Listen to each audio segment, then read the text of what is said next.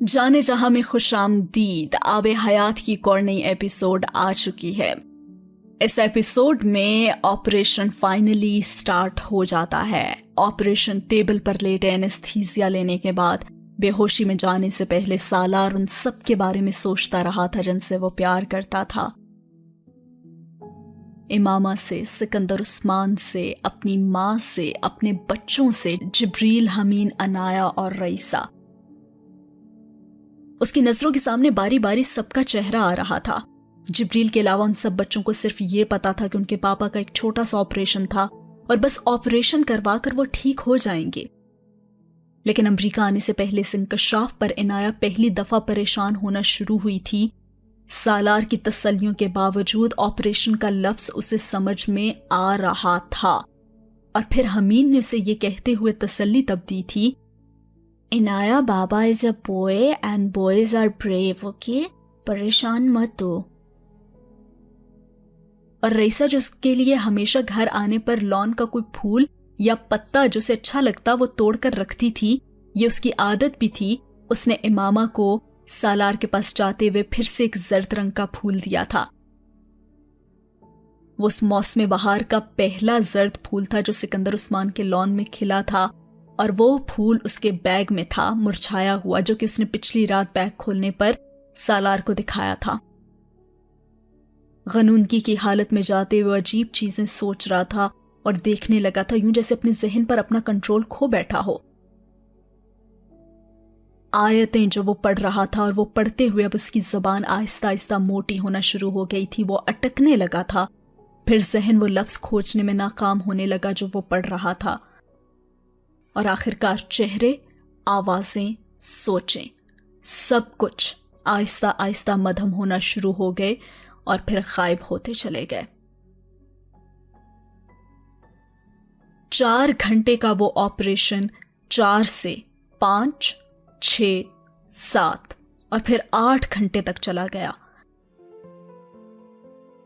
वो 8 घंटे इमामा की जिंदगी के सबसे मुश्किल तरीन घंटे थे, जब हर लम्हे, हर पल उसका खतरे की घंटी ही बज रही थी और परेशानी थी कि बढ़ती ही जा रही थी।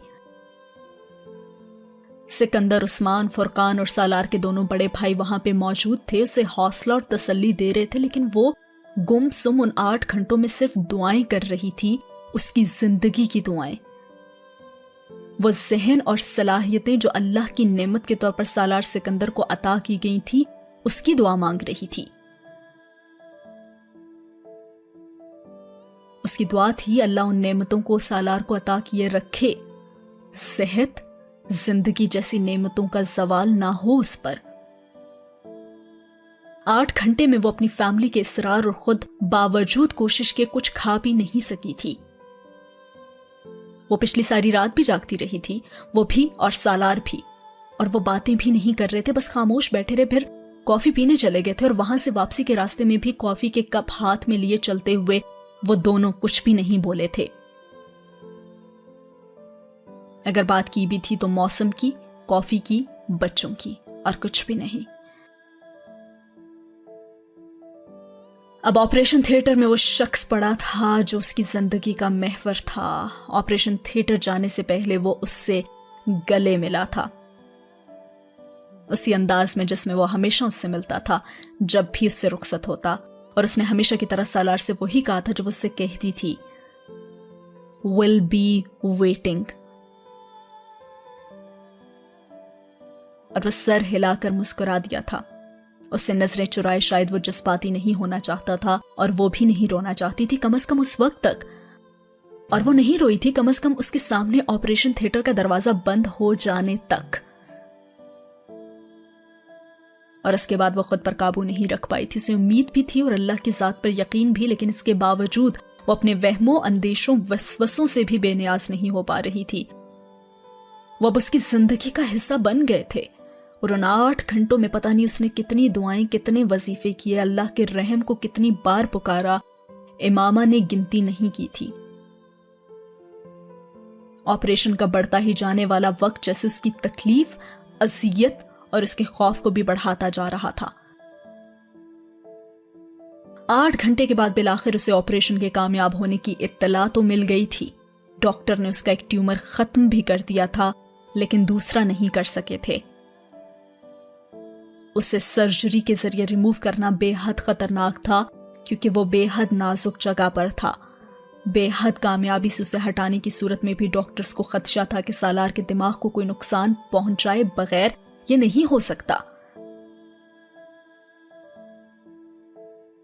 اور سرجری کے بغیر اسے ادویات اور دوسرے طریقوں سے کنٹرول کرنا زیادہ بہتر تھا کیونکہ اس میں فوری طور پر سالار کی زندگی اور دماغ کو نقصان پہنچنے کا اندیشہ نہیں تھا۔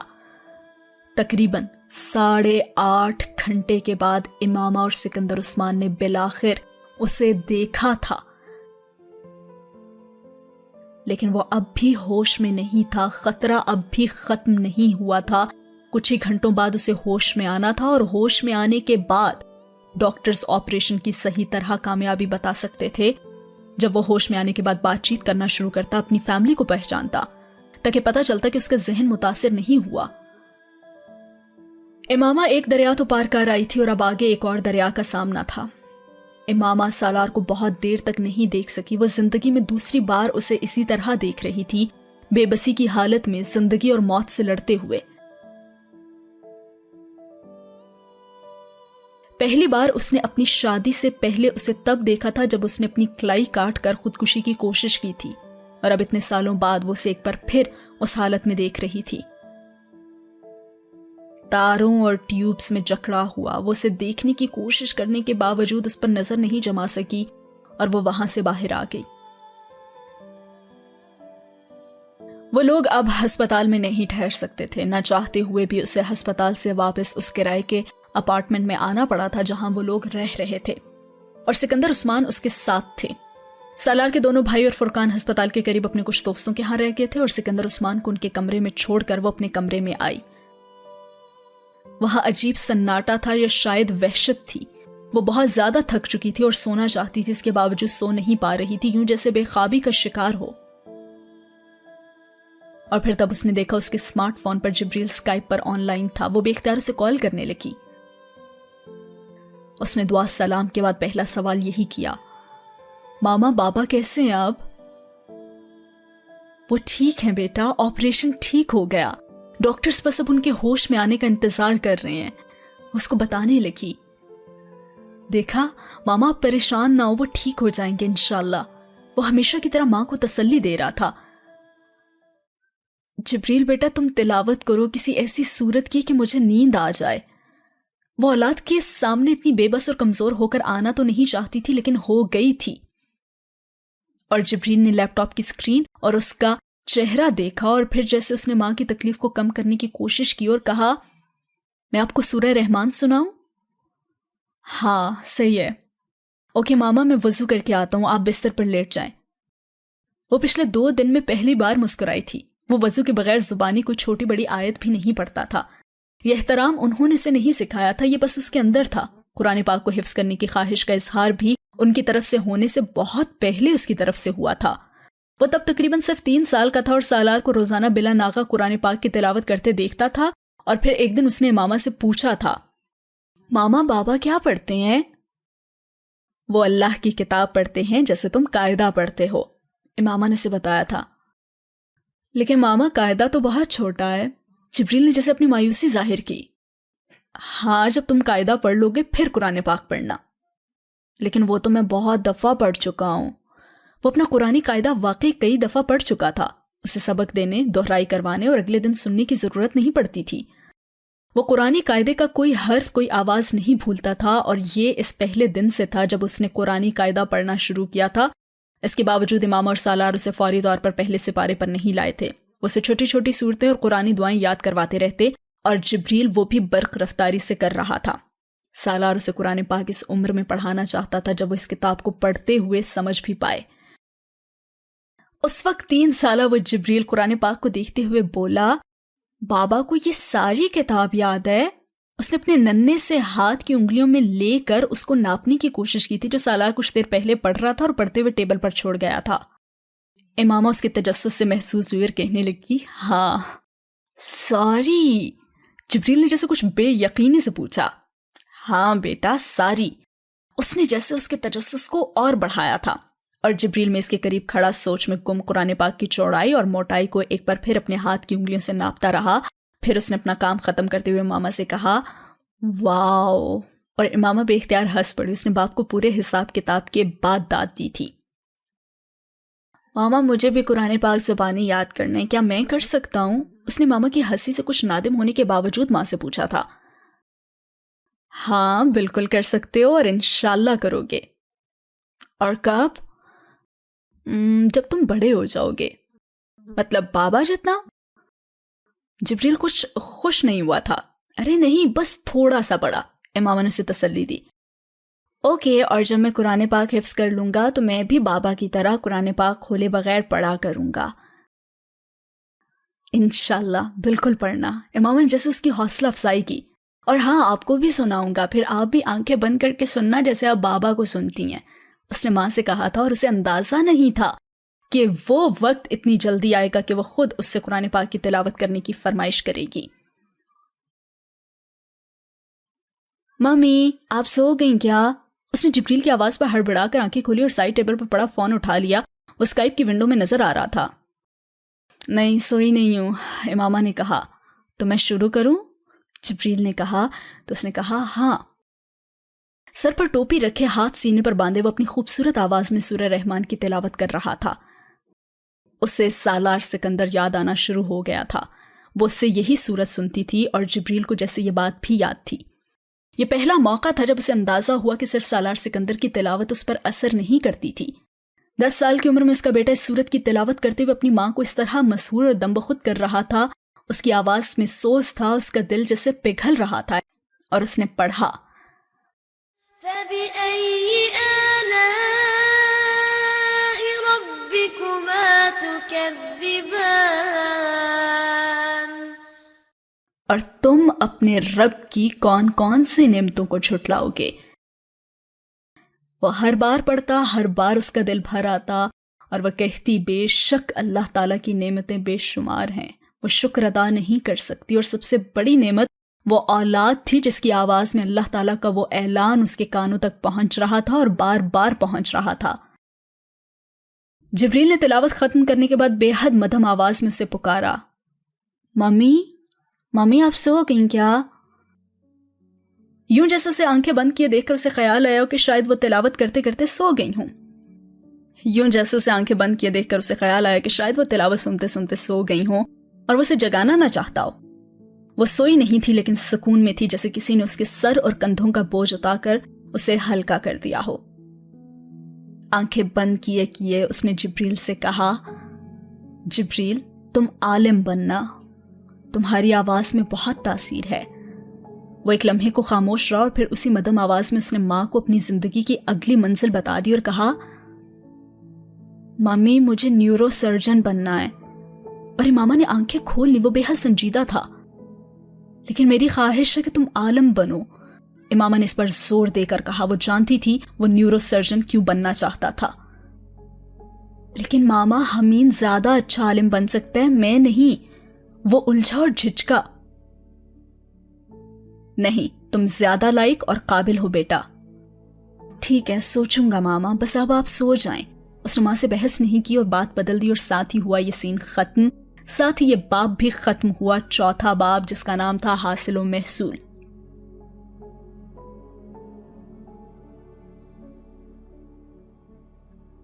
اگلا باب شروع ہوتا ہے 5واں باب جس کا نام ہے ابداً ابدا.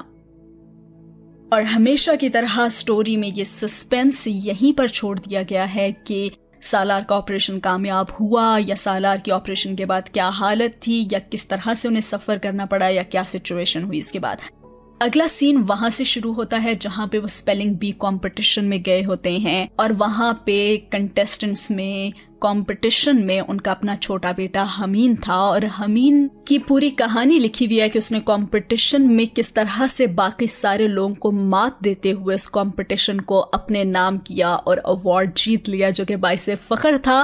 وہاں پہ بیٹھی امامہ رئیسہ جو اس کی بیسٹ فرینڈ تھی، اسے وہ کہیں بھی لے جانا نہیں بھولتا تھا، اور ساتھ بیٹھا تھا سالار بالکل ٹھیک ٹھاک. اس کا مطلب تھا کہ وہ سروائیو کر چکا ہے. Good news. امین نے وہ ایوارڈ اپنے نام کیا تھا جس پہ ہمیشہ کی طرح اس کے والدین کو بہت زیادہ فخر تھا اور رئیسہ کو بھی. اور رئیسہ نے اپنی ماں سے کہا تھا کہ اگلی بار وہ بھی اسپیلنگ بی کمپٹیشن میں حصہ لے گی. لیکن جو دو لوگ وہاں پہ نہیں گئے تھے وہ تھے عنایا اور جبریل. عنایا کا کوئی بہت زیادہ امپورٹنٹ ٹیسٹ تھا صبح اور اسے اس کی تیاری کرنی تھی اور اسے اکیلا گھر پہ نہیں چھوڑا جا سکتا تھا, تو جبریل اس کے ساتھ رکا تھا گھر پہ. وہ دونوں چھوٹے بچے بھی گھر پہ ہوتے ہیں کہ اچانک ان کے دروازے پہ دستک ہوتی ہے اور دروازے پہ آنے والا اور کوئی نہیں تھا بلکہ وہ تھا ایرک. ایک اور نئی فیملی جو ہے وہ اس وقت ناول میں انٹروڈیوس کروائی جا رہی ہے. ایرک کی فیملی جو کہ ایک نان مسلم فیملی ان کے نیبرز میں رہتی تھی, اس کی بھی ایک چھوٹی سی لمبی سی کہانی ہے جس کو میں ان شارٹ آپ لوگوں کو بتا دیتی ہوں کہ ایرک کے 2 چھوٹے بہن بھائی ہیں, مارک اور سبل, اور اس کی ماں کا نام ہے کیرولین اور اس کے باپ کا نام ہے جیمز. جیمز اور کیرولین اپنے اس بیٹے سے بہت زیادہ محبت کرتے تھے, لیکن کچھ ہی سال کے بعد اس کے باپ کی ایک حادثے میں موت ہو گئی جس کے بعد ان کی زندگیاں بہت زیادہ بدل گئی تھیں. کیرولین بائی پروفیشن ایک لائر تھیں اور ان کے پاس تینوں بچوں کو سنبھالنے کا وقت نہیں تھا جس کی وجہ سے وہ ایرک کو اتنی زیادہ توجہ نہیں دے پاتی تھیں. ایرک جس کے گریڈز پہلے بہت اچھے ہوتے تھے, کلاس میں اچھے بچوں میں شمار ہوتا تھا, آہستہ آہستہ اس کا پڑھائی میں انٹرسٹ ختم ہو گیا تھا کیونکہ اس کی زندگی بالکل بدل گئی تھی. اس کے گھر میں اس کے باپ کی طرف سے ملنے والا پیار, ماں کی جو توجہ تھی, ان میں سے کچھ بھی اسے نہیں مل رہا تھا. اس کی سٹڈیز ڈسٹرب ہو رہی تھی, اس کا کچھ کرنے کا دل نہیں کرتا تھا, وہ اپنی ماں سے ٹھیک طرح سے بات نہیں کرتا تھا اور پورا دن اپنے ہمسایوں کے گھر آتا جاتا رہتا تھا. اور ان میں سے جو گھر اس کا فیوریٹ تھا وہ عنایا کا گھر تھا کیونکہ شروع سے عنایا اسے بہت زیادہ پسند تھی کیونکہ وہ دونوں ایک ہی کلاس میں پڑھتے تھے اور اس کی ذہانت سے وہ بہت زیادہ امپریس تھا. کلاس میں بہت زیادہ اچھی ریپوٹیشن ہونے کی وجہ سے, اور وہ اکثر ہی ان کے گھر آتا تھا. اور جب سے اس کے والد کی ڈیتھ ہوئی تھی, عنایا اور اس کی فیملی کا اس سے رویہ بہت زیادہ بدل گیا تھا. وہ اس کا بہت خیال رکھتے تھے, ان سے ان کو بہت زیادہ ہمدردی تھی. اور اس وقت بھی رات کے وقت ایرک انہی کے گھر میں آیا ہوا تھا اور اس نے جھوٹ بولا کہ ممی کہیں گئی ہوئی ہیں اور چھوٹے بہن بھائی سبل اور مارک کو بھی ساتھ لے کر گئی ہیں, تو میں نے سوچا کہ میں تم لوگوں کے گھر میں آ جاتا ہوں. وہ ان لوگوں کے گھر آتا ہے اور ان لوگوں سے باتیں کرتا رہتا ہے, ٹی وی دیکھتا رہتا ہے, ایسے گمسم بیٹھا رہتا ہے. اور وہ دونوں بچے بھی اس کی حالت سے کافی زیادہ پریشان ہوتے ہیں. اور پھر کچھ ہی دیر کے بعد امین مارتا ہے انٹری اپنے ایوارڈ کے ساتھ اور ان کا کافی پرجوش طریقے سے استقبال بھی کیا جاتا ہے. تو ایرک کی فیملی کو, جس کو بہت لمبے چوڑے الفاظ میں ان لوگوں نے بتایا تھا, اس کو میں نے ان شارٹ کر کے آپ کو بتا دیا. آئی ہوپ کہ آپ لوگوں کو سمجھ آ گئی ہوگی. اب اس فیملی کا اس گھر میں کیا رول ہونے والا ہے وہ تو ہمیں پتہ چلے گا آنے والی ایپیسوڈز میں ہی. لیکن یہاں پہ جو مین سسپینس ہے یا پھر جو کنفیوژن کریٹ کی جا رہی ہے وہ ہے سالار کی اچانک سے اتنی صحت یاب زندگی کہ وہ ایک فنکشن میں اپنے بیٹے کے لیے گیا ہوا ہوتا ہے. لیکن اچھی بات یہ ہے کہ سالار بالکل ٹھیک ہے, اتنا ٹھیک ہے کہ وہ اپنے بیٹے کے ساتھ فنکشن میں بیٹھا ہوا تھا. لیکن پھر بھی ہو سکتا ہے کہ ڈاکٹرز نے اس کی زندگی کے بارے میں, لاحق خطرات کے بارے میں امامہ کو یا اس کی فیملی کو آگاہ کیا ہو, جو کہ ناول میں اس پوائنٹ پہ ابھی نہ بتائے جا رہے ہوں. تو وہ ہمیں پتہ چل جائیں گے آئی ہوپ آنے والی اگلی 5-6 ایپیسوڈز میں یقیناً. تو اس ایپیسوڈ کو یہیں پہ ختم کرتے ہیں. یہ ایپیسوڈ تھی سالار کے آپریشن کے بارے میں جو کہ سکسیسفلی ہو چکا ہے. جانتے ہیں آگے کیا ہوتا ہے اگلی ایپیسوڈ میں. کامنٹ باکس میں ضرور بتائیے گا کہ آپ کو کیسی لگی ویڈیو. اللہ حافظ.